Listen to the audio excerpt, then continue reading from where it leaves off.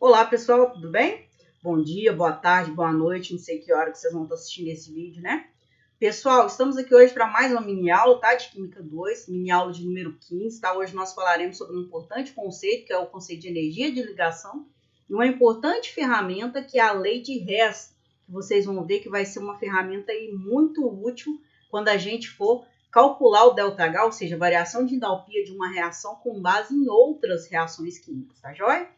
Bom, espero que vocês gostem do conteúdo e que de alguma forma esse material auxilie aí no estudo de vocês. Vamos começar então nossa mini aula aqui? Bom, eu já começo aí, né, com o assunto de interesse. O que é energia de ligação? Pessoal, energia de ligação é a energia necessária para se quebrar um mol de ligações ou então formar um mol de ligações no estado gasoso, tá?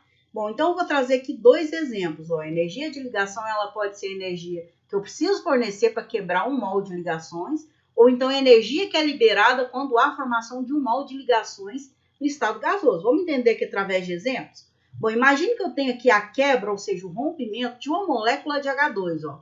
Molécula de hidrogênio gasoso, H2, né? Ela é formada pela união, pela ligação química entre dois mols de hidrogênio, tá? Então, imagine aqui, ó, tem essa molécula de H2. Para eu poder separar esses dois átomos de hidrogênio, eu preciso fornecer energia, né? Porque eu só consigo quebrar uma ligação quando eu forneço energia, ou seja, a quebra é um processo endotérmico. Então, suponhamos que eu tenho aqui uma molécula de H2 e forneci uma determinada quantidade de energia a ela. Quando eu forneço essa energia, os átomos se separam. Eu vou ter, então, esse segundo caso aqui, os átomos isolados. Para essa reação aqui de quebra, ou seja, para romper um mol de ligações no H2, na molécula de H2, eu preciso fornecer uma energia de 435,5 kJ, tá? Essa energia aqui que eu preciso fornecer é chamada de energia de ligação. Por quê? Porque ela é a energia que eu preciso fornecer para quebrar, para romper a ligação na molécula de H2, tá joia? Então, essa energia que eu preciso fornecer aqui é exatamente esse valor, ó, tá? Vamos ver o processo inverso agora?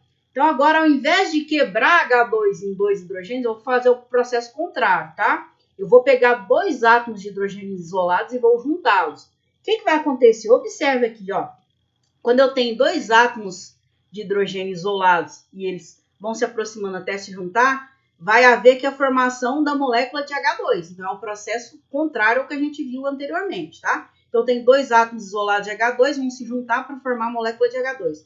E vão liberar energia, porque para quebrar eu preciso fornecer. Agora, quando eu formo ligações, eu libero energia. Então, conseguem perceber aqui, ó, que quando eu tenho 2 mols aqui de dois hidrogênios se juntando para formar um mol de H2, é liberada uma quantidade de energia de 435,5 kJ. Olha que bacana, é o mesmo valor, ó.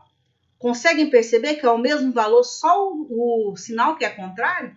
Por quê? Isso é daqui a gente pode tirar uma informação muito importante, ó. Toda quebra, todo rompimento de ligação é um processo que endotérmico, ou seja, eu preciso fornecer energia.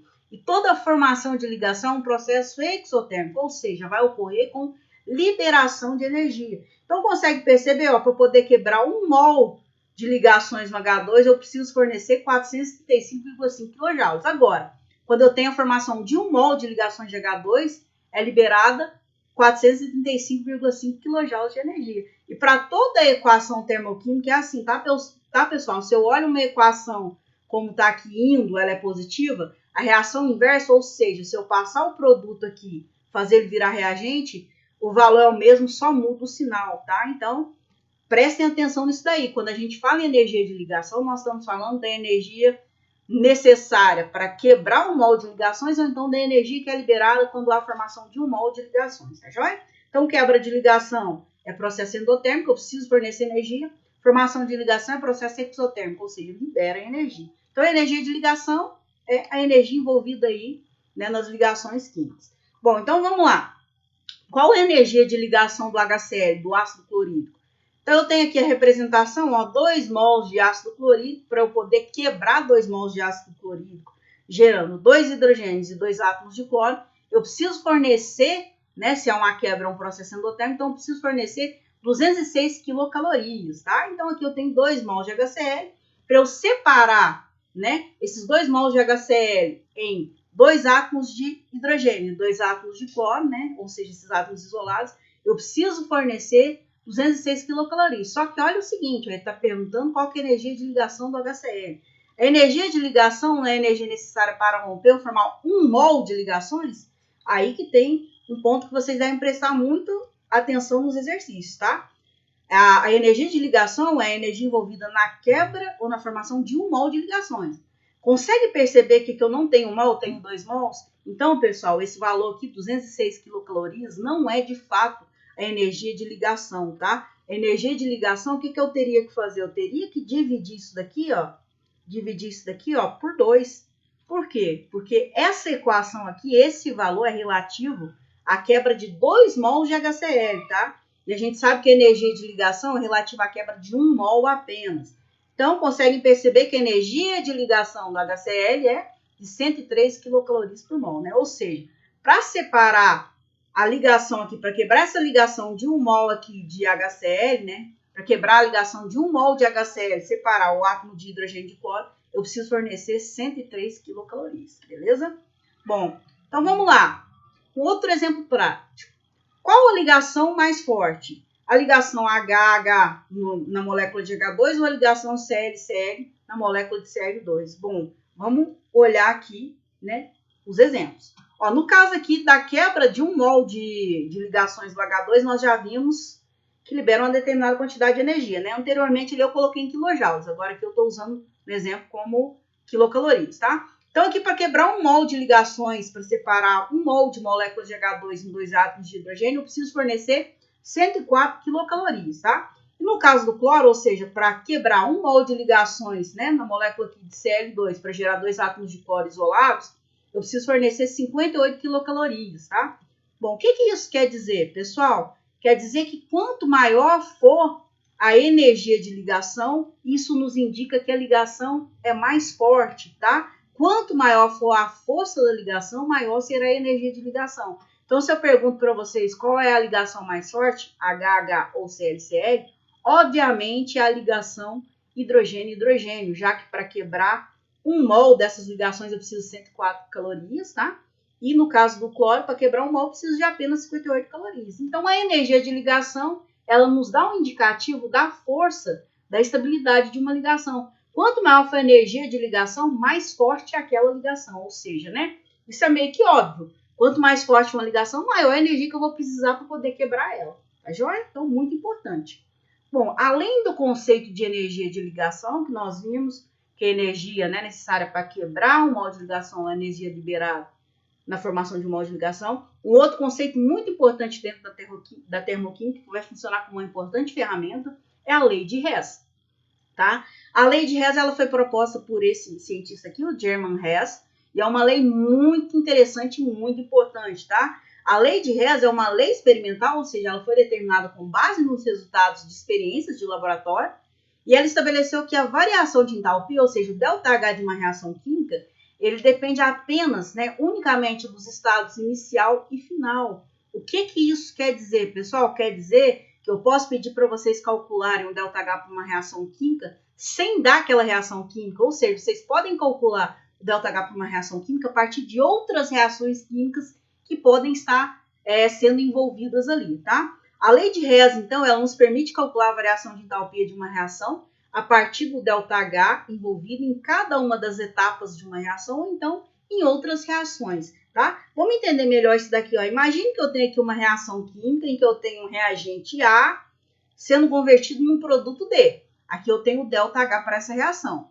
Agora imagine que essa reação, essa mesma reação vai ocorrer só que por um outro caminho. Ela vai ocorrer em 3 etapas. Primeiro, A vai se transformar em B, depois B vai se transformar em C e depois C finalmente vai se transformar em D. Consegue perceber que as reações são diferentes, mas no final eu tenho o mesmo produto? Ó. O que quer dizer a lei de Hess? Não me interessa se eu estou seguindo esse caminho aqui ou se eu estou seguindo o caminho azul, tá? O ΔH vai ser o mesmo. Ou seja, o Hess, ele disse que a gente pode calcular o ΔH para uma reação com base no quê? No ΔH de cada uma das etapas dessa reação ou de cada uma de reações que estão envolvidas nessa reação principal aqui.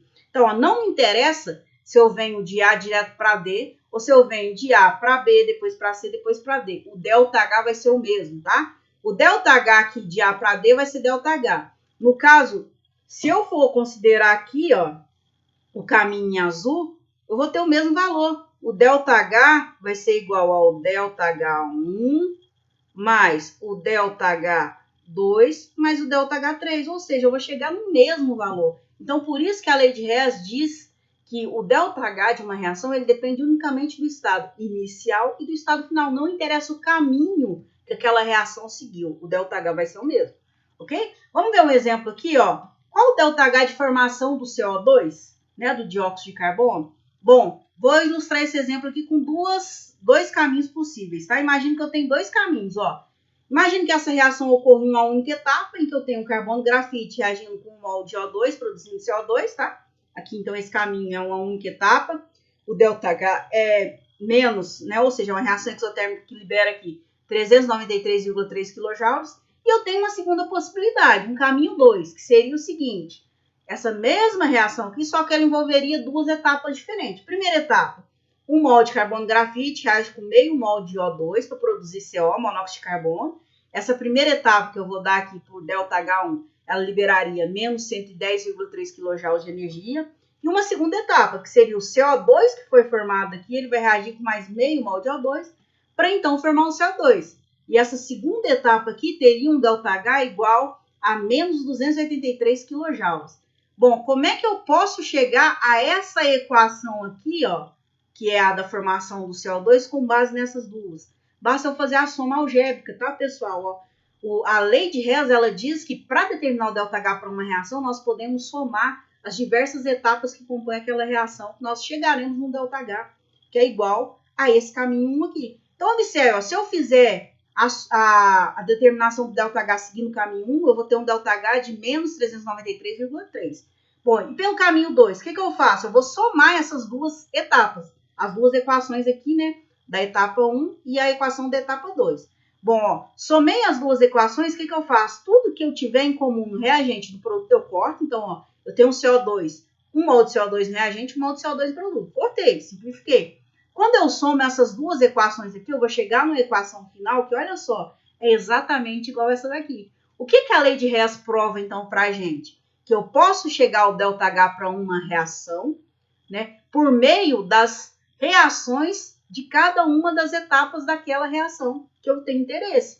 Ou seja, eu posso determinar o ΔH de formação do CO2 com base nessas duas reações aqui, tá? E se vocês observarem, olha que bacana, ó. Aqui, no caminho 1, eu cheguei nessa energia, menos 393,3 kJ. Aqui, ó, o ΔH vai ser dado pelo quê? Pela soma do ΔH1 e ΔH2. Se eu somo, então, ó, ΔH1, menos 110,3, mais com o ΔH da reação 2, que é menos 283 kJ, eu vou chegar exatamente nesse valor. Então, olha que ferramenta importante, pessoal. Com base nas equações químicas de outras reações, eu consegui chegar no ΔH para a reação que eu tenho interesse. A lei de Hess nos permite isso, tá? Eu vou dar vários exercícios para vocês. Então, eu peço uma reação química ali, peço para vocês calcular o ΔH para aquela reação química, e vocês vão calcular com base no ΔH de outras reações, tá? De reações indiretas. Tá joia? Então, não me interessa se eu sigo o caminho 1 ou o caminho 2, o valor de ΔH vai ser o mesmo. Afinal, né, segundo a lei de Hess, a entalpia depende apenas dos estados inicial e final, não importa o caminho. Bom, vamos ver aqui algumas consequências da lei de Hess, né? Quais são as principais consequências dela? Primeiro, as equações termoquímicas podem ser somadas como se fossem expressões matemáticas. É o que nós fizemos aqui, ó. Nós pegamos duas reações diferentes, somamos elas até chegar na equação que nos interessaria, que é essa, que é exatamente igual a essa daqui. Segunda consequência, ao invertermos uma equação termoquímica, devemos inverter o sinal do ΔH. O que significa isso, pessoal? Se eu tenho essa equação aqui, por exemplo, a equação de formação do CO2 libera 393,3 kJ de energia, se eu inverto ela, ou seja, se eu inverto mesmo, passo o CO2 para cá, ele vira reagente, e o carbono e o oxigênio vira produto, o valor vai ser o mesmo, só o sinal que vai ficar diferente, vai ficar mais 393,3. Então, quando eu inverto uma equação termoquímica, nós devemos inverter o sinal do ΔH. Se ela é positiva, né, no sentido direto, ela vai ser negativa no sentido inverso. Terceiro, ao multiplicarmos ou dividirmos a equação química por um determinado valor, seu ΔH será também multiplicado ou dividido por esse valor, tá? Se eu vier aqui, por exemplo, ó, multiplicar essa equação química aqui, ó, toda por 2, tá? O ΔH eu vou ter que multiplicar por 2 também, tá? Beleza? Entendido? Bom, vamos a um exemplo prático aqui, o exercício só para a gente ver uma aplicação aqui rapidinha da lei de Hess. Ó, com base nas equações termoquímicas abaixo, né, ele te dá aqui duas equações, determine a variação de entalpia da reação a seguir. Então, olha só, lei de Hess, ó, com base em duas equações químicas diferentes, duas reações químicas diferentes, eu vou ter que chegar nessa equação química final aqui. Ó, para a primeira reação, eu tenho um ΔH de menos 297 kJ por mol. Para a segunda, eu tenho um ΔH, que eu vou chamar de ΔH2, de menos 396 kJ por mol. O que eu vou ter que fazer? Eu vou ter que organizar essas duas equações para poder chegar nessa equação final. Então, observe aqui o que eu vou fazer, pessoal. Olha aqui, ó. Observem comigo. Essa primeira equação, ó, eu tenho enxofre aqui no reagente, oxigênio no reagente e SO2 no produto. Vamos lá. Na minha equação de interesse, onde é que está o SO2? Ele está aqui no reagente. E aqui na minha equação que eu vou trabalhar está no produto. O que eu vou ter que fazer? Eu vou ter que inverter essa reação, tá? Por que eu vou ter que inverter essa equação aqui? Muito simples. Se na minha equação de interesse o SO2 está no reagente, eu vou ter que colocar ele aqui no reagente. O que eu vou fazer? Eu vou inverter, tá? Então, eu inverti essa equação. Quando eu inverter essa primeira equação aqui, eu vou ter isso, ó. O SO2 que estava no produto vai vir para o reagente, o enxofre que estava aqui no reagente vai vir para o produto e o oxigênio também. Se eu invertir a equação, o que eu vou ter que fazer? Eu mantenho o valor do ΔH, só que inverto o sinal. Se era menos, aqui vai ficar mais. Beleza. Segunda equação, vamos lá, ó. Na equação de interesse, o SO3 está aqui no produto. E na segunda equação aqui, o SO3 está no produto. Eu vou precisar inverter? Não vou precisar. Então, nesse caso aqui, eu vou manter essa equação. Tá joia? Só isso. Se eu mantiver essa equação, basta eu copiar ela aqui. S mais 1,5, né? 3 sobre 2 mols de O2 vai reagir aqui para produzir 1 mol de SO3. Bom, o que eu faço? A gente viu aqui, ó, que uma das consequências da lei de Hess é que eu posso somar as equações como se elas fossem expressões matemáticas. Então, eu vou somar essas duas equações, né? E quando eu somo, o que eu posso fazer? Tudo que eu tenho igual no reagente do produto, né? Eu corto. Então, ó, eu tenho 1 mol de enxofre aqui no reagente e aqui ele está no produto. O que eu faço? Corto. Tenho aqui, ó, O2 no produto e O2 no reagente. Só que observe o seguinte, aqui no produto eu tenho 1 mol, aqui eu tenho 1 mol e meio. Então, não corto o O2, só vou cortar aqui o coeficiente, né? Então, cortei aqui. Então, eu cortei, simplifiquei 1. Aqui eu tinha 1,5. Quando eu cortei 1, sobrou meio aqui, tá joia? Sobrou meio, ó. Sobrou meio mol de O2. Ok. Bom, tem mais alguma coisa que dá para cortar? Não tem. O que eu faço? Passo o traço aqui e eu vou chegar à minha equação final, que na verdade é a soma das duas equações ali, ΔH1 e ΔH2. Então, vamos lá, ó. Depois que eu simplifiquei isso aqui, que foi possível simplificar, eu vou chegar na seguinte equação final. 1 mol de SO2 reagindo com meio mol de O2, dando 1 mol de SO3. Observe que essa equação que eu cheguei aqui é exatamente aqui o problema me pediu. Ou seja, eu sou capaz de determinar o ΔH para essa reação com base em outras equações, com base em duas outras reações diferentes. Tá joia? Então, o ΔH vai ser dado pelo quê? Pela soma desses dois ΔH. ΔH, então, vai ser igual ao ΔH1 mais o ΔH2. Então, basta eu somar isso daqui, ó. Mais 297 menos 396 vai me dar aqui um ΔH de menos 99 kJ por mol. Ou seja, a combustão de 1 mol de SO2 libera 99 kJ de energia. Entendido? Então, aí uma aplicação muito prática, tá? Da lei de Hess. Eu consegui calcular o ΔH dessa reação aqui com base em outras duas reações que não eram essa daqui. Beleza? Muito tranquilo, tá? A gente vai fazer diversos exercícios aí ao longo dos nossos estudos aí. Beleza? Pessoal, espero que tenha ficado claro aí, né? As explicações, que vocês tenham entendido. Eu sei que é uma parte da química que demanda um pouco mais de atenção, né? Porque envolve cálculo, então vocês precisam ter muita atenção. E qualquer dúvida, vocês sabem, né? Que sempre pode contar aí comigo aí. Tá joia? Vou ficando por aqui então. Até a próxima mini aula. Tchau, tchau.